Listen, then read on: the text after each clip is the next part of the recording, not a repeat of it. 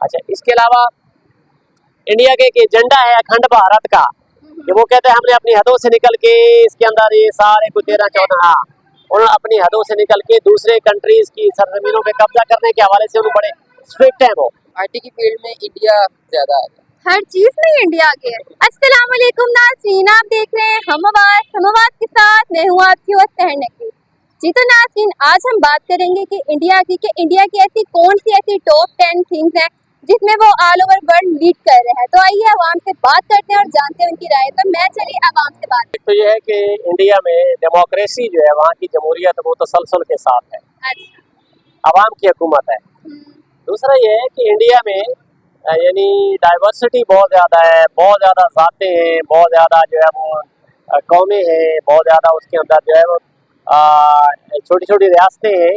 वो सारी मुख्तलिफ ज़बानों के लोगों को, मुख्तलिफ नस्लों के लोगों को वो लेके इकट्ठे चल रहे हैं, ये उनकी बड़ी अच्छी बात है। दूसरा ये है कि इंडिया में जो मैं कहूँगा कि उनकी अपनी जो आईटी की इंडस्ट्री है, सॉफ्टवेयर इंडस्ट्री जो है इस वक्त दुनिया पे इंडिया की जो है ना वो बहुत ऊपर जा रही है। उसके अलावा वो अपनी लोकल प्रोडक्ट्स हैं, अपनी लोकल जो उनकी मतलब इंडिया मेड चीज़ें हैं उनको ज़्यादा यूज़ कर रहे हैं, उनके अंदर ये ट्रेंड है। ठीक है। उसके अलावा ये है कि वो सब कॉन्टिनेंट में रहते हुए, वैसे तो एक और चीज़ भी है कि इंडिया जो है वो डाइटीज एक्सपोर्टर है। पूरी दुनिया में वो देवियाँ और देवता वो पूरी दुनिया में सबसे ज्यादा जो है वो एक्सपोर्ट करता है। उसके अलावा इस वक्त इंडिया की बाज उनके प्रोविंस में एग्रीकल्चर पे वो बड़ा टॉप पे जा रहा है। अच्छा, इसके अलावा इंडिया में ये भी टॉप पे है कि उनके जो विश्वा है वहाँ की और राष्ट्रीय है वहाँ की इंतहा पसंदी बहुत ज्यादा है इंडिया के अंदर, इसमें भी टॉप पे जा रहा है। अच्छा, इसके अलावा इंडिया के एक एजेंडा है अखंड भारत का, कि वो कहते हैं हमने अपनी हदों से निकल के इसके अंदर ये सारे कुछ 13-14 उन्होंने अपनी हदों से निकल के दूसरे कंट्रीज की सरजमीनों पे कब्जा करने के हवाले से उन्होंने बड़े स्ट्रिक्ट हैं वो इस पे। और इसके अलावा ये है कि वो उन्होंने एक पूरी नेशन को, यानी ये दुनिया की शायद पहला रिकॉर्ड होगा कि जो कश्मीर है, जम्मू कश्मीर, यानी वहाँ के लोगों को खरीदा हुआ उन्होंने। ये अजीब सी मिसाल है। पूरी आप क्या कह रहे हैं कि वहाँ के लोगों का खरीदा हुआ है, क्या रीजन? यही क्लेम है कि ये जो है वो अर्ली 50s से जो ये उन्होंने कहते हैं कि ये कश्मीर जो है वो खरीद लिया था हमने उस वक्त के जो है वो लोगों से, टकों के जरिए उनका क्या है वो उससे खरीद लिया था, और उस बुनियाद के ऊपर वो जो है वो आज तक क्लेम करता है। हालांकि वहाँ की आबादी जो है वो मुस्लिम है, वहाँ के लोग इंडिया के साथ नहीं रहना चाहते, लेकिन सिर्फ ये है कि हमने एक नेशन को, सरजमीन को खरीद लिया है, इस बुनियाद पे कब्जा किया हुआ है और उसके ऊपर आईडी स्टेटस चेंज कर दिया है। अच्छा सर, देखिए आपने बताया इन चीजों में इंडिया हमसे आगे है ऑल ओवर वर्ल्ड। अगर बात करें तो अगर हम आईटी की बात करें तो वो हमसे आगे है, हम क्यों पीछे आईटी की फील्ड? हाँ, हमारे पाकिस्तान का मसला ये है कि ये लैंड ऑफ अपॉर्चुनिटीज भी है और ये ब्लेसिंग है अल्लाह की कि सब कुछ है, नेचुरल रिसोर्सेज बहुत ज़्यादा हैं, लेकिन यहाँ पर ह्यूमन रिसोर्स जो है उसकी कदर नहीं है, उसकी ट्रेनिंग नहीं है। प्लस ये है कि यहाँ की जो स्टेबिलिटी है, गवर्नमेंट स्टेबिलिटी, उसका इशू रहता है। यहाँ पर सिविलियंस की या आवाम की हुकूमत तसलसल के साथ कायम नहीं रहती। यहाँ पर डिक्टेटरशिप ज़्यादा है, मिलिट्री एस्टैब्लिशमेंट जो है वो बार बार मुदाखलत करती है और वो ये समझती है कि आवाम नालायक है, आवाम चला नहीं सकती, तो लिहाजा इस जोन में वो मुदाखलत करते रहते हैं, जिस वजह से सारा सिस्टम डिस्टर्ब रहता है। हाँ, ये पाकिस्तान का मामला है। दूसरा एक और मामला है कि पाकिस्तान में सियासी जमातें भी और मजहबी जमातें भी ये आवाम में हेट्रेड क्रिएट करती हैं, नफरत क्रिएट करती हैं। हालांकि कहते हैं कि मजहब में तफरकाबाजी होती है लेकिन सियासत में डायलॉग होता है, सियासत में नफरत नहीं होती, लेकिन अब सियासत में भी नफरत आ गई है। कैसे? मैं तो ये कहूँगा कि इमरान खान का ये कारनामा है कि उसने जो है वो यंग जो यूथ है, लड़के लड़कियां हैं, खासकर फीमेल्स हैं, उनके अंदर बहुत ज्यादा ये चीज है, हाइप क्रिएट किया है कि पहली जमातें सारी मुनाफिक हैं, गद्दार हैं, गंदी हैं, फलां हैं, फलां हैं, फलां हैं।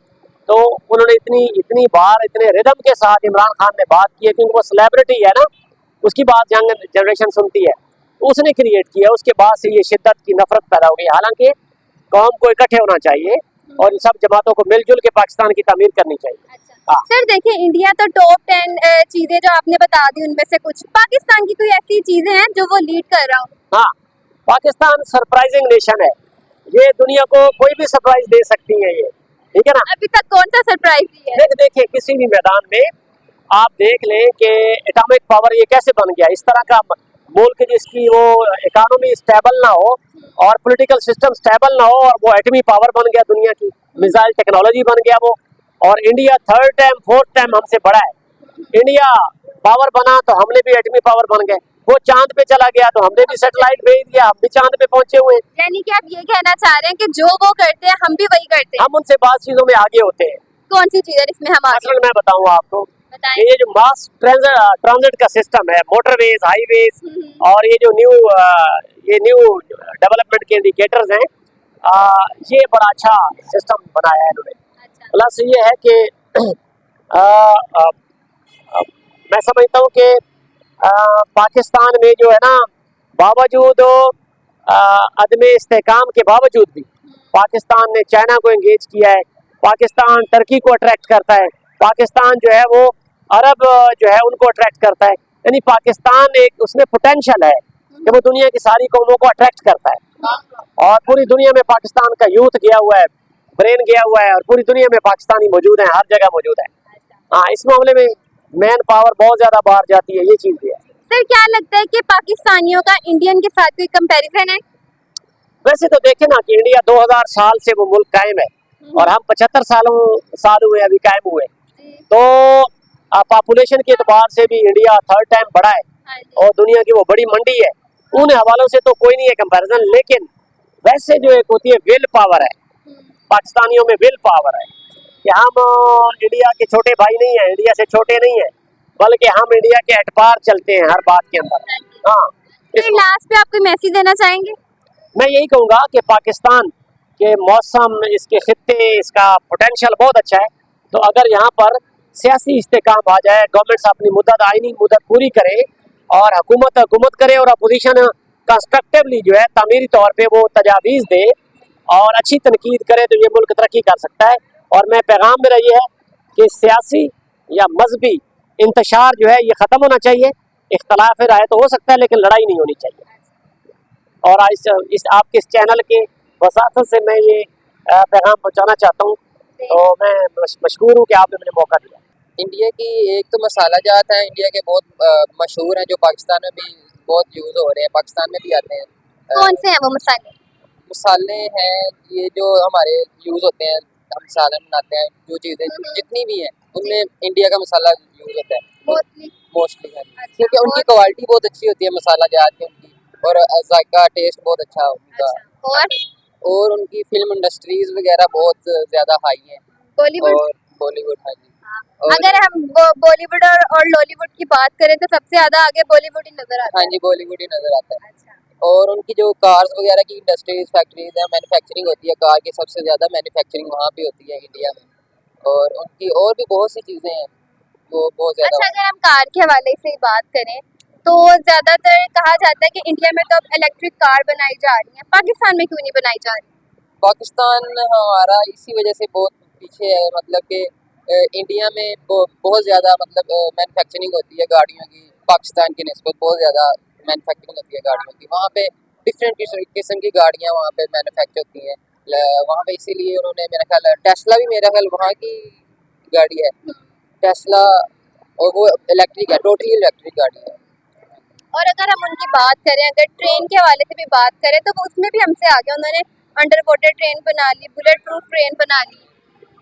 इसीलिए तो हमारा पाकिस्तान पीछे है। हमारे पाकिस्तान में ये भी जो हमारी ऑरेंज ट्रेन चल रही है, ये भी चाइना ने तकरीबन, ये चाइना का प्रोजेक्ट था, चाइना ने बनाई है तो बन गई है, नहीं तो अदरवाइज ये भी नहीं बननी थी। तो क्या उम्मीद है कि पाकिस्तान में बनेगी इलेक्ट्रिक ट्रेन या फिर बुलेट प्रूफ ट्रेन?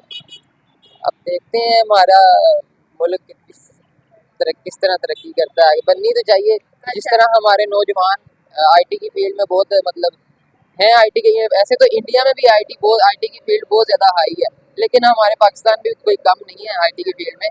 तो इंशाल्लाह। तो क्या लगता है कि दोनों में सबसे ज्यादा आईटी की फील्ड में कौन आगे है? आईटी की फील्ड में इंडिया ज़्यादा आगे है। हर चीज में इंडिया आगे है? यस, क्यों? बस सब क्या कह सकते हैं इसको। देखो ना, दोनों मुल्क एक साथ आजाद हुए, वो इतना आगे हम इतना पीछे, क्या वजह हो सकती है? ये पॉलिटिक्स है, क्या politics? सियासत की नज़र है ये सारा।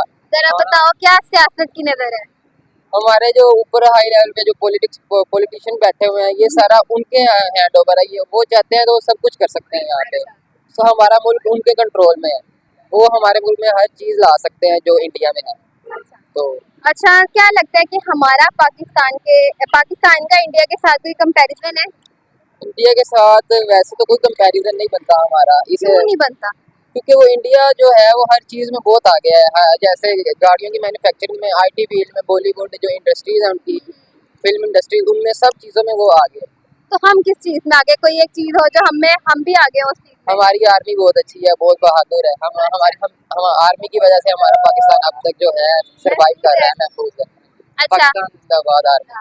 क्या लगता है कि इन फ्यूचर पाकिस्तान भी तरक्की करेगा या नहीं? इन फ्यूचर पाकिस्तान के जो हालात नजर आ रहे हैं, मुझे मुश्किल ही लगता है कि ये तरक्की करेगा। अच्छा, तो फिर हमें क्या करना चाहिए कि हम लोग भी आगे निकल सके इंडिया से? हम स्टूडेंट हैं, हम तो अपनी मेहनत पूरी कर रहे हैं। हम हर चीज़ क्या कर रहे हो तुम ऐसा? मतलब हमारे रोल है हम वो अदा करते हैं, जो हमारे सोसाइटी में हमारे जो रोल है हम पूरे करते हैं। अच्छा, तो जो हमारे हाई लेवल पॉलिटिशियन के रोल है वो अदा अच्छे तरीके से करें तो हम इंशाल्लाह कामयाब हो सकते हैं। लास्ट में कोई मैसेज देना चाहोगे? मैं यही मैसेज देना चाहूँगा कि हमारे जो पॉलिटिशियंस हैं वो हमारे मुल्क के मतलब के मुल्क को देखें, उसको चलाने की कोशिश करें। उसमें स्टूडेंट्स को जो हमारे, अब जैसे देखें हमारी हॉकी टीम इस्लान शाह खेलने के लिए गई हुई है। माशाल्लाह आज उन्होंने फाइनल खेला है, हाँ जी। और उनको फाइनेंशियली कोई सपोर्ट नहीं है, उनको जॉब्स वगैरह नहीं मिलती। हालांकि वो विदाउट एनी सैलरी वो पाकिस्तान को रिप्रेजेंट कर रहे हैं, और माशाल्लाह वो आज फाइनल खेल के आ रहे हैं। क्या लगता है जीत जाएंगे? वो अनफॉर्चुनेटली तो वो हार के आ रहे हैं, लेकिन फाइनल तक पहुंच गए हैं। ये मेरा ख्याल हिस्ट्री में 13 साल बाद ये सेकंड पोजीशन लेके आ रहे अचीवमेंट हुई ना? हैं। यस, अचीवमेंट हुई है। जी, तो नाज़रीन, आपने सुनी है अवाम की राय कि आखिर उनको ऐसा क्या लगता है कि इंडिया की ऐसी कौन सी ऐसी टॉप 10 थिंग्स है जिसमें वो लीड कर रहा है। तो मैं उम्मीद करती हूँ आपको मेरा आज का प्रोग्राम अच्छा लगा होगा। मैं मिलती हूँ आपके साथ अगले प्रोग्राम के साथ, तब तक के लिए आप सबसे अल्लाह हाफ़िज़।